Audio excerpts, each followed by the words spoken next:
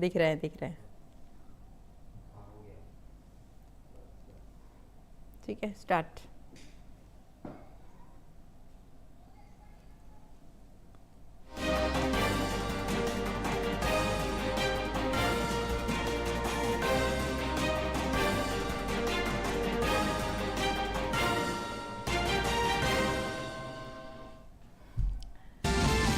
वजीर-ए-आज़म नरेंद्र मोदी आज झारखंड के दौरे पर 35,700 करोड़ रुपए के तरक्याती मंसूबों का करेंगे आगाज। सिंदरी खाद प्लांट और चित्रा सुपर थर्मल पावर मंसूबे का करेंगे इफ्तिताह।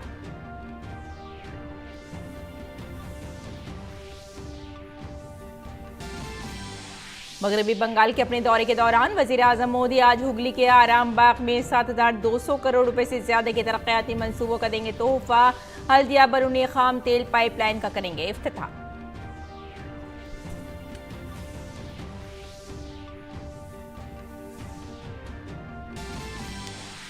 बीजेपी सेंट्रल इलेक्शन कमेटी के देर रात मीटिंग के दौरान लोकसभा उम्मीदवारों के नामों पर किया गया तबादला ख्याल। बीजेपी जल्द ही उम्मीदवारों की पहली फहरिस्त करेगी जारी।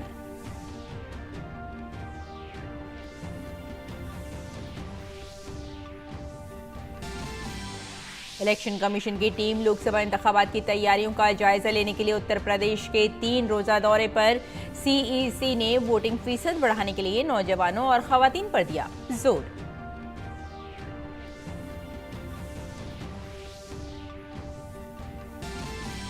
बांग्लादेश के दारुल हुकूमत ढाका में रेस्टोरेंट में आग लगने से 43 अफराद हलाक, दर्जनों अफराद जख्मी।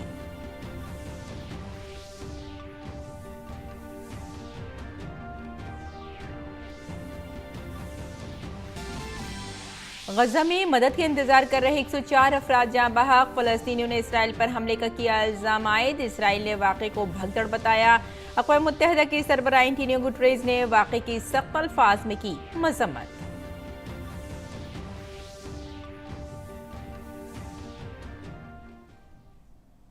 आदाब नाज़रीन, खबरनामे में आपका इस्तक़बाल है। मैं हूं आपके साथ रेशमा फारूकी। आइए तफसील से अब खबरों पर नजर डालते हैं। वज़ीर-ए-आज़म नरेंद्र मोदी अपने झारखंड के दौरे के दौरान आज सिंदरी और धनबाद पहुंचेंगे। वज़ीर-ए-आज़म मोदी सिंदरी में Hindustan fertilizer and chemical factory को कौम के नाम वक्फ करेंगे। हरल में प्रोग्राम के बाद वज़ीर-ए-आज़म धनबाद में एक जलसायाम से खिताब करेंगे और रेलवे और एनटीपीसी से मुताल्लिक़ कई प्रोजेक्टों का संग बुनियाद भी रखेंगे और कौम को वक्फ करेंगे।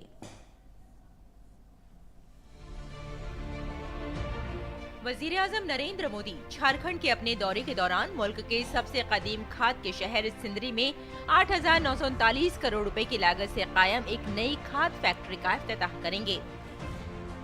सिंदरी में मुल्क की पहली खाद की फैक्ट्री 2 मार्च 1951 को शुरू की गई थी, लेकिन फरसुदा टेक्नोलॉजी और मुसलसल नुकसानात के बाइस ये कारखाना 31 दिसंबर 2002 को बंद कर दिया गया। पीएम ने 25 मई 2018 को इस फैक्ट्री की तज़ीन और आइश का ऐलान किया। श्रृंखला में आपका सिंदरी प्लांट तैयार हुआ है और जो 12.7 लाख टन मैट्रिक टन जो है यूरिया बनाएगी। और ये जो पूर्वी भारत में झारखंड, बिहार, उड़ीसा, पश्चिम बंगाल, जितने सारे पूर्वी भारत में जो है किसान भाइयों है, उनके लिए यूरिया बहुत आसानी से उपलब्ध हो जाएगा। सिंदरी फर्टिलाइजर फैक्ट्री में 15 अप्रैल 2023 से कमर्शियल पैदावार शुरू हो चुकी है। प्लांट से रोजाना 2,250 मीट्रिक टन अमोनिया और 3,850 टन यूरिया पैदा करने का हदफ मुकर्रर किया गया है। यहाँ से पैदा होने वाला यूरिया नीम कोटेड होगा। इसे ज़राअत के लिए एक मिसाली खाद समझा जाता है। आने वाले साल में इस प्लांट से सालाना 12 लाख मीट्रिक टन यूरिया पैदा करने का हदफ है। अभी चारों प्लांट चल चुका है, सिर्फ तालचेर का काम चालू है, वो भी चल जाएगा और देश 2025 दिसंबर तक आत्मनिर्भर हो जाएगा। इसके अलावा वज़ीर-ए-आज़म रेलवे से मुताल्लिक़ कई मंसूबों का संग बुनियाद रखेंगे और उन्हें कौम के नाम वक्फ करेंगे। वज़ीर-ए-आज़म देवघर को गोडा से जोड़ने वाली मोहनपुर हंसडीहा नई रेलवे लाइन का भी इफ्तिताह करेंगे। रेलवे के मुताबिक मोहनपुर हंसडीहा रेलवे लाइन 753.48 करोड़ रुपए की लागत से तामीर की गई है। इसकी लंबाई 38.110 किलोमीटर है। पीएम मोदी इस नई रेलवे लाइन पर पहली बार चलने वाली देवघर डिब्रूगढ़ ट्रेन को हरी झंडी दिखाएंगे। फ्यूचर में ये प्रॉब्लम ना है, इसलिए फायर अफेक्टेड जोन की जितनी भी रेलवे लाइन है उसके लिए एक ऑल्टरनेटिव लाइन भी बनाई जा रही है, जो कि 28 किलोमीटर की है। वो करीब 500 करोड़ का प्रोजेक्ट है। वजीर आजम धनबाद में एक जलसा-ए-आम से भी खिताब करेंगे, जिसकी तैयारियां जोरों पर हैं। जलसा-ए-आम को लेकर अवाम में काफी जोशो खरोश पाया जाता है। वजीर आजम नरेंद्र मोदी के धनबाद शहर में बैनर्स और पोस्टर लगाए गए हैं। पहले भी प्रधानमंत्री जी आए हैं, मोदी जी आए हैं, लेकिन उससे बड़ी सभा हो, इसकी तैयारी हम लोग कर रहे हैं। व्यापक प्रचार प्रसार लोगों से को निमंत्रण देने का काम हमारे कार्यकर्ता कर रहे हैं। झारखंड के इस दौरे के दौरान वजीर आजम 15 से ज्यादा स्कीमों का संग बुनियाद रखेंगे और उन्हें कौम के नाम वक्फ करेंगे। खासतौर पर सिंदरी शहर एक बार फिर सनती शहर के तौर पर तरक्की कर सकेगा। डीडी न्यूज उर्दू खबरें। वजीर आजम नरेंद्र मोदी अपने झारखंड दौरे के दौरान 35,700 करोड़ रुपए के तरक्याती प्रोजेक्टों का आगाज करेंगे। झारखंड के अपने दौरे के दौरान वजीर आजम मोदी मुल्क की सबसे कदीम खाद के शहर सिंदरी में 8,939 करोड़ रुपए की लागत से कायम एक नई खाद फैक्ट्री का इफ्तिताह करेंगे।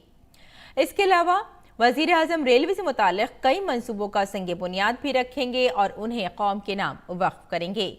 वजीर आजम देवघर को गोडा से जोड़ने वाली मोहनपुर हिंसडीहा नई रेलवे लाइन का भी इफ्तिताह करेंगे। रेलवे के मुताबिक मोहनपुर हिंसडीहा रेलवे लाइन 753.48 करोड़ रुपए की लागत से तामीर की गई है। इसकी लंबाई 38.110 किलोमीटर है। वजीर आजम इस नई रेलवे लाइन पर पहली बार चलने वाली देवघर डिब्रूगढ़ ट्रेन को हरी झंडी दिखाएंगे।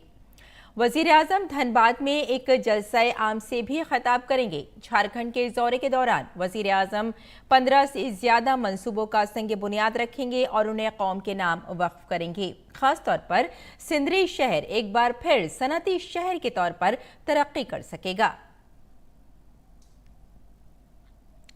आगे बढ़ते हैं। वजीर आजम नरेंद्र मोदी 2 मार्च को बिहार का दौरा कर रहे हैं, जहां वजीर आजम मोदी औरंगाबाद और बेगूसराय में 2 अवामी जलसों से खिताब करेंगे। वजीर आजम बेगूसराय में हिंदुस्तान फर्टिलाइजर केमिकल्स लिमिटेड की खाद की फैक्ट्री कौम के नाम वक्फ करेंगे। इसके अलावा बरूनी रिफाइनरी और पेट्रोकेमिकल की तोसी भी वक्फ करेंगे। वजीर आजम नरेंद्र मोदी के दौर में और क्या है, इस पर हमारे नुमाइंदे राजेश राज ने बेगूसराय के मेंबर पार्लियामेंट और मरकजी वजीर गिरिराज सिंह से बात की। प्रधानमंत्री नरेंद्र मोदी 2 मार्च को बेगूसराय में होंगे, जहां पर बरौनी रिफाइनरी और जो फर्टिलाइजर बंद पड़ा हुआ था उसका शिलान्यास 17 फरवरी 2019 को पीएम मोदी ने स्वयं यहां आकर किया था, उसका वो लोकार्पण भी करेंगे। और क्या क्या परियोजनाएं हैं, कितने हजार करोड़ की परियोजनाएं हैं, इस पर बात करेंगे बेगूसराय के सांसद और केंद्रीय मंत्री गिरिराज सिंह से। गिरिराज बाबू, प्रधानमंत्री आ रहे हैं बेगूसराय में और किन किन परियोजनाओं का लोकार्पण होगा, शिलान्यास होगा, ये आप हमारे देखिए, नरेंद्र मोदी जी एक ऐसे प्रधानमंत्री हैं जो बेगूसराय को 60,000 करोड़ से ऊपर की परियोजनाएं दी है। और वो परियोजना, वो राशि उन कामों में लगा है जो कभी बेगूसराय पहले मुख्यमंत्री डॉक्टर श्री कृष्ण सिंह की कर्मभूमि कहलाती थी। उन्होंने गंगा पुल दिया, उन्होंने थर्मल पावर दिया, उन्होंने फर्टिलाइजर दिया, सब बंद हो गए। गंगा पुल जीर्ण हो गया, उस पर अब बड़ी गाड़ी नहीं चलती। मोदी ने एक 6 लेन पुल दिया, एक रेल पुल दिया। थर्मल का धुआं बंद हो गया था, एनटीपीसी के 2 यूनिट दिए। प्राइड था तेल शोधा कारखाना, लेकिन ये आता था आसाम से क्रूड ऑयल। लेकिन आसाम में जब रिफाइनरी हो गया तो ये रिफाइनरी अब डंपिंग यार्ड बन रहा था। लेकिन मैं प्रधानमंत्री को धन्यवाद दूंगा, उस समय के मंत्री मनोहर धर्मेंद्र प्रधान को और अभी के मंत्री हरदीप पुरी जी को। मोदी जी के नेतृत्व में सबने 25,000 करोड़ लगा और उससे क्रूड ऑयल आता है सीधे बाहर से, पाइपलाइन से, और इसके अपग्रेडेशन का हुआ। और जो यहाँ डंपिंग यार्ड हो रहा था उसको पेट्रोकेमिकल्स तक ले गए, जो बेगूसराय का चिर परिचित मांगे था राजेश जी। हर एक चुनाव में ये नारा लगता था। यहाँ एक कांग्रेस की बड़ी नेता थी कृष्णा शाही आई हैं, पेट्रोकेमिकल्स लाई हैं, हम लोग बड़े हो गए लेकिन पेट्रोकेमिकल्स बना नहीं। आप लग रहा है कि मोदी जी के आने के बाद ये मांग पूरी हो रही है और बेगूसराय को नया फलक देखा जाए। मोदी जी के लिए कभी नारा नहीं लगा कि मोदी जी आएंगे पेट्रोकेमिकल्स लाएंगे। मोदी जी नारा नहीं लगाते, अन्य लगवाते। पेट्रोकेमिकल्स तब होता जो 9 मिलियन टन से ऊपर जाता। अब वो स्थिति उत्पन्न करा दिया है मोदी जी ने। और इन्वेस्टर मीट भी हो गया उसके लिए कि जो पेट्रोकेमिकल्स होगा उसके लिए इन्वेस्टर मीट भी हुआ। तो मैं समझता हूं कि बेगूसराय की जनता नरेंद्र मोदी को के लिए स्वागत के लिए तैयार है, आशीर्वाद देने के लिए तैयार है। बेगूसराय सज धज के तैयार है मोदी जी के स्वागत के लिए। चलिए, बहुत शुक्रिया। केंद्रीय मंत्री गिरिराज सिंह जो बेगूसराय से सांसद हैं और इनके ही क्षेत्र में प्रधानमंत्री नरेंद्र मोदी का शनिवार को आगमन हो रहा है और इसके लिए बेगूसराय सज धज कर तैयार है, ये उम्मीद जता रहे हैं केंद्रीय मंत्री गिरिराज सिंह। कैमरामैन एजाज अहमद के साथ बरौनी रिफाइनरी बेगूसराय से मैं राजेश राज, डीडी न्यूज के लिए। वजीर आजम नरेंद्र मोदी झारखंड के बाद आज मगरबी बंगाल का दौरा करेंगे। वजीर आजम आज हुगली के आराम बाग में 7,200 करोड़ रुपए से ज्यादा के कई तरक्याती प्रोजेक्टों का इफ्तिताह करेंगे और संग बुनियाद रखेंगे। इनमें रेलवे, बंदरगाह, तेल की पाइपलाइन, एलपीजी की फरहमी और पानी की सफाई जैसी शुबों से मुताल्लिक कई तरक्याती मंसूबे शामिल हैं। वजीर आजम इंडियन ऑयल की 518 किलोमीटर लंबी हल्दिया बैरूनी खाम तेल की पाइपलाइन का इफ्तिताह करेंगे, जो तकरीबन 2,790 करोड़ रुपए की लागत से तैयार की गई है। वजीर आजम कोलकाता के श्यामा प्रसाद मुखर्जी बंदरगाह पर बुनियादी ढांचे को मजबूत बनाने के लिए तकरीबन 1,000 करोड़ रुपए के कई मंसूबे कौम के नाम वक्फ करेंगे। वजीर आजम मोदी तकरीबन 2,680 करोड़ रुपए के अहम रेलवे प्रोजेक्ट भी कौम के नाम वक्फ करेंगे। वजीर आजम खड़गपुर के विद्यासागर इंडस्ट्रियल पार्क में 120 TPA की गुंजाइश वाले इंडियन ऑयल के एलपीजी बॉटलिंग प्लांट का भी इफ्तिताह करेंगे। वजीर आजम मगरबी बंगाल में गंदे पानी की सफाई और सीवरेज से मुताल्लिक 3 मंसूबों का इफ्तिताह करेंगे।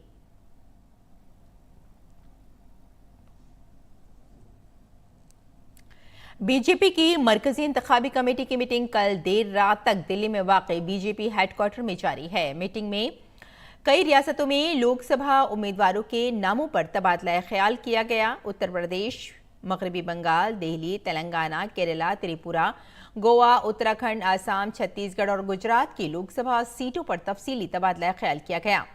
वजीर आजम मोदी, बीजेपी सदर जेपी नड्डा, वजीर दाखिला अमित शाह, वजीर दिफा राजनाथ सिंह, बीजेपी की हुकूमत वाली रियासतों के वज़राए आला और रियासतों के कोर ग्रुप के लीडरों ने मीटिंग में शिरकत की। ख्याल जाहिर किया जा रहा है कि बीजेपी जल्द ही लोकसभा उम्मीदवारों की पहली फहरिस्त जारी कर सकती है। पहली फहरिस्त में बीजेपी अपने उम्मीदवारों का ऐलान पार्टी के सरकर्दा लीडरों के लोकसभा हलकों में लोकसभा उम्मीदवारों के साथ साथ इन सीटों पर भी कर सकती है, जहां बीजेपी पिछले लोकसभा इंतखाबात में नहीं जीती थी।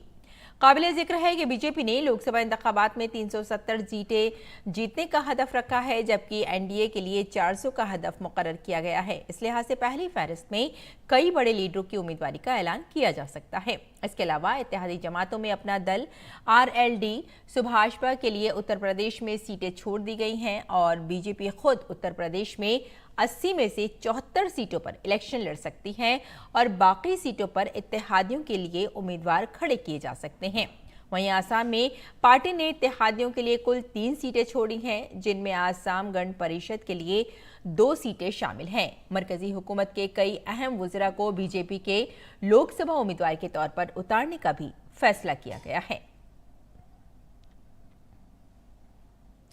इलेक्शन कमीशन की पूरी team chief election commissioner Rajiv Kumar की क़यादत में उत्तर प्रदेश के 3 रोजा दौरे पर है। इस दौरान चीफ इलेक्शन कमिश्नर ने अफसरान से इंतखाबी तैयारियों पर तबादला ख्याल किया। Chief election commissioner Rajiv Kumar ने रियासत में लोकसभा इंतखाबात में वोटिंग फीसद बढ़ाने और ज़ाब्ता अखलाक नाफिज होने के बाद इस पर सख्ती से अमल करने की हिदायत दी है।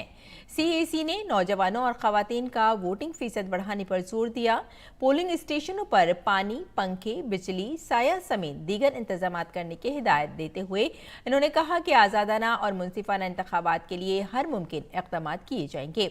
चीफ इलेक्शन कमिश्नर राजीव ने कहा कि इंतखाबात के पेश नज़र पहले मरहले में नीम फौजी दस्तों की 100 कंपनियां उत्तर प्रदेश को अलॉट की गई हैं। ये कंपनियां 5 मार्च तक यूपी पहुंच जाएंगी। और सदर जमहूरिया द्रौपदी मुर्मू के ओडिशा दौरे का आज तीसरा दिन है। सदर जमहूरिया आज मुंज बिहार में ब्रह्मापुर यूनिवर्सिटी के 25वें कन्वोकेशन में शिरकत करेंगी। इसके बाद वो कटक में ब्रह्मा कुमारी ओडिशा की गोल्डन जुबली तकरीबात में शिरकत करेंगी। सदर जमहूरिया आज भुवनेश्वर की राजभवन में हुकूमत ओडिशा की तरफ से PM जनमन की पेशकश देखेंगी।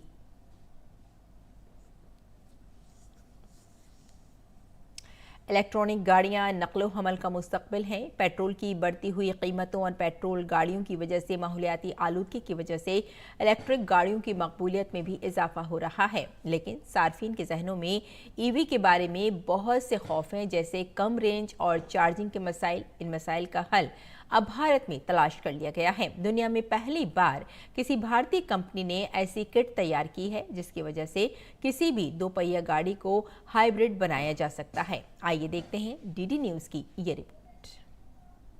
चलते हैं लॉजीमैट के इनोवेशन सेंटर में, जहां हाइब्रिड मोड के ई-मोबिलिटी इन्वेंशन, जो कि दुनिया में पहला ऐसा किट है जो किसी भी बाइक को एक इलेक्ट्रिक व्हीकल में कन्वर्ट किया जाता है, वैसे किट्स लॉन्च किए गए हैं। आइए दिखाते हैं आपको कि किस तरह से ये काम करते हैं। पहले तो आप हमें ये बताएं कि ये किट्स काम कैसे करते हैं। ये किट्स जो है ये हाइब्रिड किट्स है जो नॉर्मल आपकी पेट्रोल बाइक्स के अंदर फिट हो जाती है। यूनिवर्सल किट है, किसी भी बाइक में फिट हो जाती है और इसके बाद आपकी बाइक हाइब्रिड हो जाती है, not EV। First 100 kilometre you can run on electric, 100 kilometre आप इलेक्ट्रिक पे चला सकते हो, जिसका रनिंग कॉस्ट है मैक्सिमम 14 पैसा पर किलोमीटर। और then you can shift to the petrol if required as per your convenience.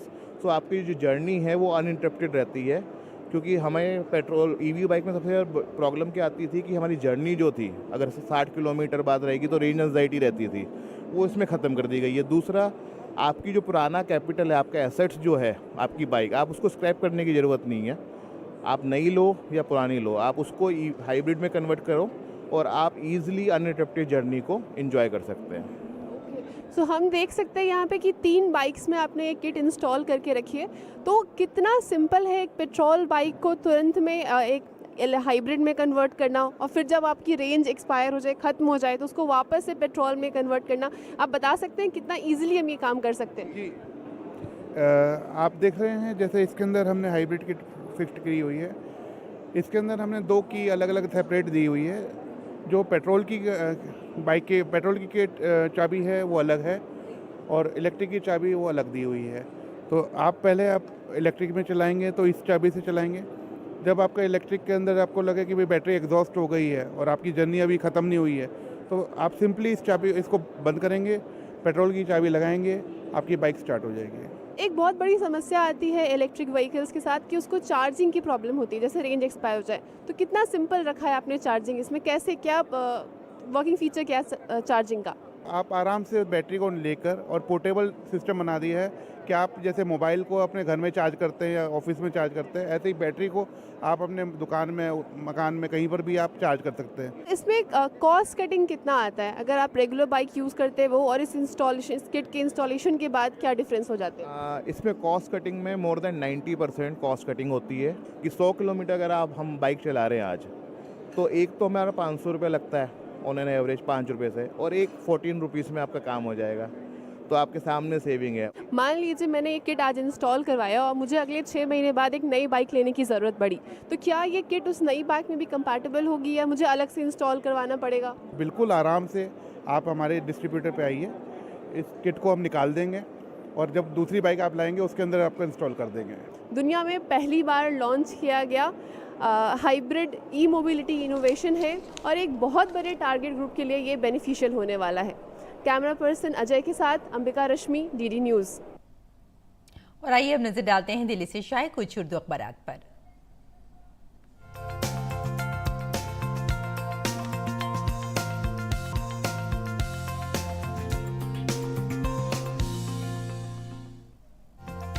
तो नाज़रीन, अखबारात के जायजे में आइए सबसे पहले बात कर लेते हैं रोजनामा राष्ट्रीय सहारा की। वैसे तो ज़्यादातर अखबारात ने इस खबर को अपनी सफ़े अव्वल पर जगह दी है और अगर हम बात करें रोजनामा राष्ट्रीय सहारा की तो ये सफ़े अव्वल की खबर है कि आइंदा 5 साल हमारी बेटियों को बाइख्तियार बनाने के होंगे। बिल्कुल सही है। आपको बता दें कि कल मध्य प्रदेश के दौरे पे थे वज़ीर आज़म नरेंद्र मोदी और वज़ीर आज़म ने मध्य प्रदेश में 17,000 करोड़ रुपए के तरक्याती कामों का संग बुनियाद रखा और उन्होंने बाइख्तियार बनाने की जो बात की ये कल उन्होंने अपने खिताब के दौरान की थी।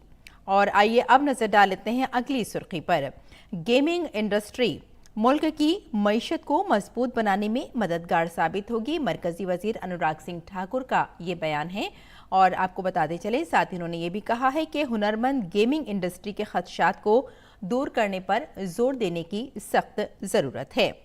और एक और ख़बर आपको हम बताते चलें, वो भी नाज़रीन हमने इसी अखबार से ली है। खिलाड़ियों को डिजिटल सर्टिफिकेट जारी किए जाएंगे, वज़ीर खेल अनुराग सिंह ठाकुर का ये बयान है। आपको बता दें कि हुकूमत मुल्क भर के रजिस्टर्ड खिलाड़ियों को डिजिटल सर्टिफिकेट देने का ऐलान कर चुकी है और ये इक़दाम खिलाड़ियों की कारकर्दगी और शिरकत के हवाले से शफाफियत को यकीनी बनाएगा।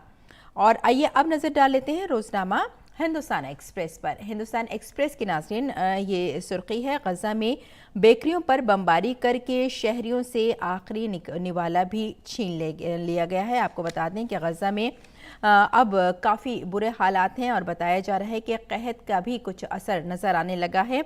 और अलबत्ता अगर बात करें फ़िलहाल की तो 1 या 2 बेकरियों को ठीक कर दिया गया है, जिसकी वजह से अब जल्द ही वहाँ पर हालात बेहतर होने की उम्मीद बताई जा रही है।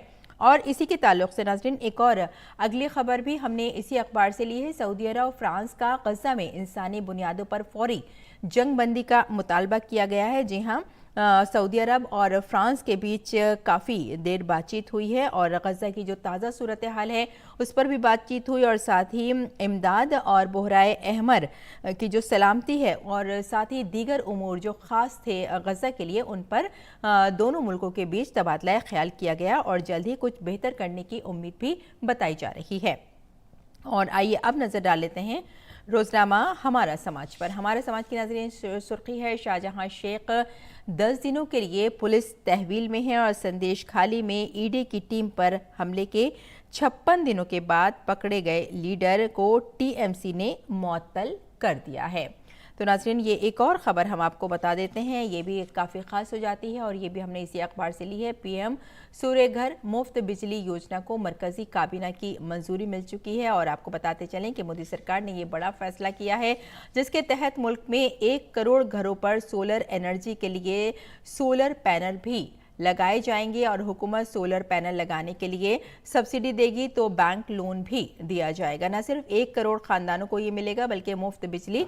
लेकिन साथ ही आपको बता दें कि मोदी हुकूमत की इस फैसले से न सिर्फ माहौलियाती तहफ़्फ़ुज़ को फ़रोग़ मिलेगा बल्कि लोगों की ज़िंदगियाँ भी काफ़ी हद तक आसान हो जाएंगी। तो नाज़रीन ये था अखबारात का मुख्तसर जायज़ा और आइए अब बुलेटिन की जानिब लौटते हैं, कुछ और खबरों पर नजर डाल लेते हैं। माइक्रोसॉफ्ट के शरीक बानी बिल गेट्स भारत के दौरे पर हैं। उन्होंने वज़ीर आज़म नरेंद्र मोदी से मुलाकात की और दोनों के दरमियान कई अहम उमूर पर तफसीली बातचीत हुई है। बिल गेट्स से मुलाकात के बाद वज़ीर आज़म मोदी ने अपनी एक्स पोस्ट में कहा कि वाकई एक यादगार मुलाकात, इन शोबों पर बात करना हमेशा खुशी की बात है जो हमारे सैयारे को बेहतर बनाएंगे और दुनिया भर के लाखों लोगों को बाइख्तियार बनाएंगे। माइक्रोसॉफ्ट के शरीक बानी बिल गेट्स ने भारत की बढ़ती हुई मईशत की तारीफ की है। एक इंटरव्यू में बिल गेट्स ने कहा कि इक़्तिसादी तरक्की इख्तिरात के लिहाज से आज भारत की ताकत बेहद दिलचस्प है और साथ ही उन्होंने ये भी कहा कि जमहूरियत एक जादुई निज़ाम है जब ये अच्छी तरह काम करता है।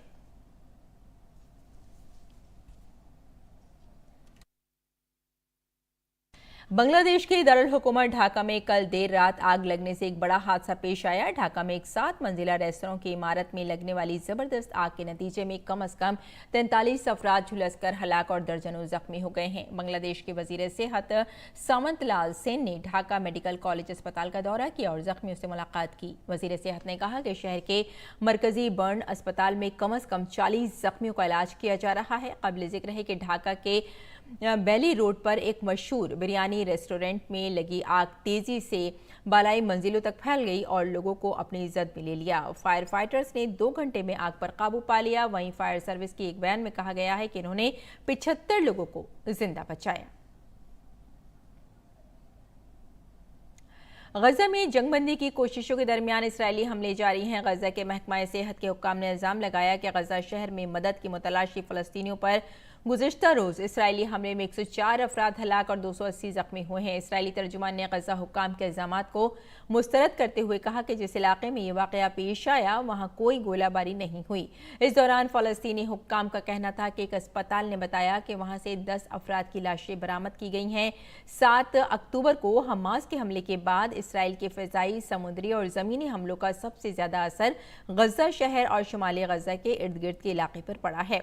3/4 आबादी मुसलसल हमलों की वजह से बेघर हो चुकी है। काबिल जिक्र है कि इसराइल और हमास जंग के आगाज से अब तक 30,035 फलस्तीनी जाँ बहक जबकि 70,457 अफराद जख्मी हो चुके हैं। अक़वाम मुत्तहिदा के सरबराह एंटोनियो गुटेरेस ने हमले की शदीद मजम्मत की।